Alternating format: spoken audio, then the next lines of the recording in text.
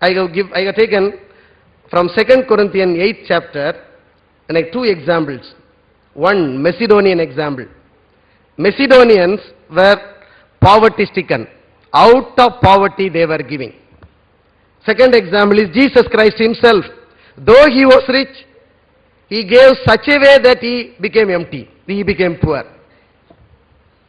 So rich or poor, thin or fat, bald or curly hair, it's all the same. All can be giving. Models on giving or examples of giving. One example from Old Testament, the story of Elisha and the widow's need. You know from 2 Kings 4, 1-7. The principles to be learned there quickly.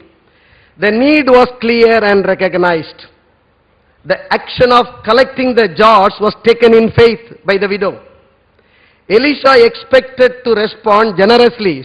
He told her, don't ask for just few, ask for more. Everyone had a part to play, even the neighbors. They were lending the jars. The provision was clearly from God. That is his part. Well, I pass on quickly. Maybe you can think and meditate on that. The other example I take from the New Testament, Paul's collection for the poor saints in Jerusalem when there was a need. The principles to be learned, Paul was not raising these funds for himself, but was acting as an advocate for others. These were friends he knew personally, so he could relay the needs accurately as he knew it firsthand. Paul went to those with whom he had a natural relationship. Goal was not that some would become wealthy through this, but that there might be equality. Paul was not trying to gain these funds through smooth speech or through his personal authority, but appealed to them out of love and faith. Those involved were trusted men. The collection was above reproach. The whole process was clearly led by the Spirit of God, therefore resulting in praise and thanks to him. Now few of the principles we'll quickly go through. The principles on giving. The first principle is giving ourselves to God. If I have not given myself to God, all that money I bring, I do not know where from it comes. I can even do some burglary and take some money to God, give some money to God. That happens in some of the places. But here it talks about giving ourselves to the Lord. And then the right motive, Paul talks about that in verse 1. Only right motive, true motive. The motive is very important. God is not interested in how much we give, but why we give. The widow's giving is an example. The wrong motives can be to gain reputation or self-applause or to earn a favor from God or whatsoever. Thirdly, realization of our opportunity to give are being arranged by God. God gives opportunity for us to give. Control of fund being not operated by one but many. You know, Paul was careful. He was sending somebody else with Titus. The two at least should be involved. In UESI there is no problem in accounting. We have been maintaining a clear account. And it's not a family grouping or things like that. Giving should not come from pressure. Need can be made known, but trying to use various other methods can be wrong. Abundant giving, analogy of the farmer and the seed. Voluntary giving, expectant giving. Systematic and regular giving. A giving has to be planned. Now how much should we give? The question must be, how much can I keep for myself? George Muller says, before the law was given, it was 10%. Genesis records that. And law confirmed it with commandment in Leviticus. And Christ endorsed it. But teaching in New Testament does not suggest any legalistic pattern. Giving is grace. Grace cannot be measured. So no percentage should be fixed. So how many percentage should we give? Left to you. To whom should we give? The first responsibility is to the local church, then for evangelism and missionary work, and then to the poor. There are some who come with an argument.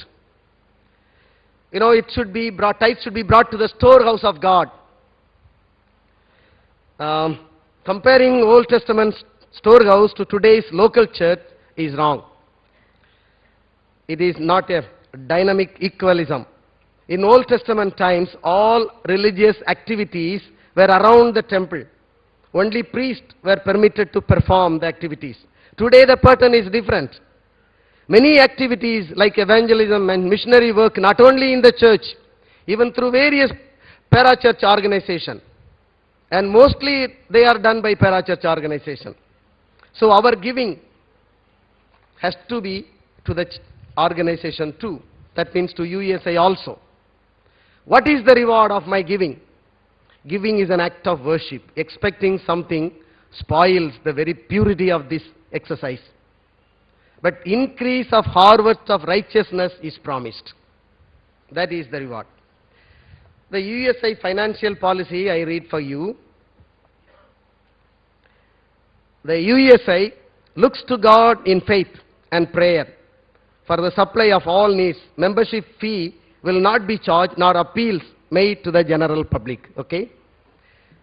Now, when you talk about the financial policy of UESI, UESI giving philosophy incorporates faith as basis, prayer as the support, and sacrifice in action.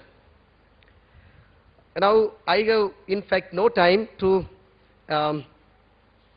stay on the exposition of the policy. Maybe you have given in my paper, you can read through.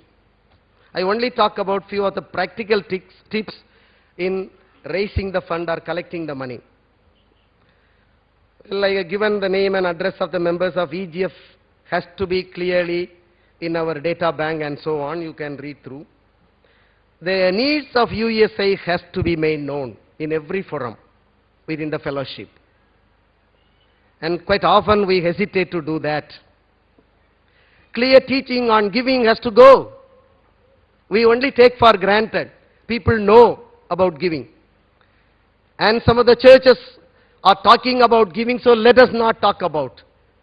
My friends, stewardship includes giving, fundraising, and utilizing the fund raised with clear accountability. All the three are part of stewardship. And if you want to be a good steward, you have to be involving in all these areas. And I cannot say, how do I talk about money? How do I talk about giving? How do I collect? The word collect itself an aversion in the UESI circle. Oh, it is against the faith policy. I do not know what faith policy you are talking about. The policy, the financial policy of UESI, as I have understand, absolutely no problem for me to declare, ask and collect, because I know clearly it doesn't go to my pocket. I know clearly UESI maintains a clear account. Well, the significance of the ministry of UESI should be highlighted to encourage the students and graduates to give to vision-based ministry than the need-based ministry. You know, our vision is this. Need is everywhere. Somebody comes, quite often this happens in our circle. Somebody comes and asks, oh, so much of need is there in that village, in that problem, immediately we give. But to give to UESI, we sometimes even rob from the fixed amount what we have kept and give to somebody else, because the need base, the need, what you see is very impressive. It bites its teeth and comes very strongly. It catches your neck. So we give. Whereas the vision-based ministry, the specific calling for you, where God has kept, that becomes very important, my friends. I don't say we do not give to other organizations. I do not say we do not give for the, when we see the need, we do give. But the priority is vision-based ministry.